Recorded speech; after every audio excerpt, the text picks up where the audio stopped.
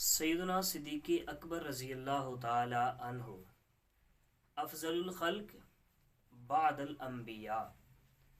حضرت صدیق اکبر رضی اللہ تعالی عنہ جانثار مصطفیٰ، یار مصطفیٰ، امیر المومنین، خلیفہ اول بلا فصل، آپ فرماتے ہیں کہ زندگی کے اندر میں نے 3 چیزوں کو پسند فرمایا۔ یوں کہہ لیجئے کہ جناب صدیق اکبر رضی اللہ تعالی عنہ نے اپنی پوری زندگی کا نچوڑ ان 3 چیزوں کے اندر رکھ دیا۔ فرماتے ہیں کہ پہلی چیز النظر الیک، فرمایا کہ آنکھیں تو صدیق کی ہوں لیکن چہرہ مصطفیٰ ہونا چاہیے۔ سیدنا صدیق اکبر رضی اللہ تعالیٰ عنہ فرماتے ہیں کہ میرے دل کی یہ تمنا ہے کہ صدیق کی آنکھیں ہوں اور آمینہ کے لال کا چہرہ ہو۔ فرماتے ہیں میں آنکھوں سے اپنی حضور کا چہرہ دیکھتا رہوں۔ اور نمبر 2، جناب سیدنا صدیق اکبر رضی اللہ تعالی عنہ فرماتے ہیں، آپ نے فرمایا کہ دوسری چیز جو مجھے اپنی زندگی کے اندر پسند رہی وہ یہ ہے کہ فرمایا کہ وَإِنْفَاقُ مَالِي عَلَيْكَ، کہ میرا مال ہو اور حضور کی ذات ہو کہ میں اپنے مال کو حضور کے قدموں پہ قربان کرتا رہوں۔ آج ہم بھی مال خرچ کرتے ہیں، آج ہم بھی پیسہ روپیہ خرچ کرتے ہیں، لیکن کبھی بھی اس طرف توجہ نہیں کی کہ ہمارا مال جو ہے وہ کہاں خرچ ہو رہا ہے۔ ہمیں جناب صدیق اکبر رضی اللہ تعالی عنہ کی اس بات سے ایک سبق ملا کہ جب بندے کو مال خرچ کرنا ہو تو وہ اللہ کے محبوب کے قدموں پہ اس کو نچھاور کرنا چاہیے۔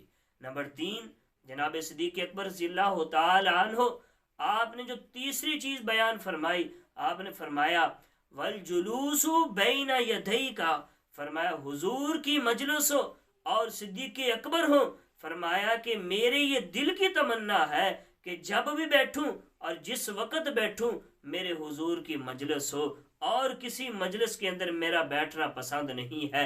تو معلوم یہ ہوا کہ جناب صدیق اکبر کو اپنی زندگی کے اندر 3 چیزوں سے پیار تھا، اور اس کا خلاصہ یہ نکلتا ہے کہ وہ 3 چیزوں کا دار و مدار صرف ایک ہستی کے ارد گرد گھومتا ہے، اور وہ ہستی، وہ کائنات کی عظیم ہستی، وہ میرے اور آپ کے آقا مولا و ملجائی حضرت محمد مصطفیٰ صلی اللہ علیہ وآلہ وسلم کی ذات ہے۔ اس لیے ہمیں چاہیے کہ جناب صدیق اکبر رضی اللہ تعالی عنہ کی اس زندگی کے نچوڑ پر عمل کریں، اور جب بھی ہمیں تمنا ہو کسی کے دیدار کی تو ہمیں حضور کے چہرے کے دیدار کی تمنا ہونی چاہیے۔ شاعر نے کیا ہی خوب الفاظی کی ہے کہ دل یاد لئی بنایا ہے، تعریف لئی زباں، اکھیاں بنائیاں سونے دے دیدار واسطے۔ تو حضور والا ہمیں جو ہے وہ ہمیشہ دیدار حضور کا کرنا چاہیے، اور دل کی تمنا یہ ہونی چاہیے۔ اور نمبر 2، جب مال خرچ کریں تو اس وقت یہ خیال ہونا چاہیے کہ میرا مال کہیں غلط راستے پر تو نہیں جا رہا۔ اور نمبر 3، کہ جب بھی مجلس اکیلی میں بیٹھیں تو ہمارے دل کے اندر یہ خیال ہو کہ یار یہاں پر میرے حضور کی بھی جلوہ گری ہوئی ہے۔ اللہ تعالی ہمیں جو ہے وہ ان 3 باتوں پر عمل کرنے کی توفیق عطا فرمائے۔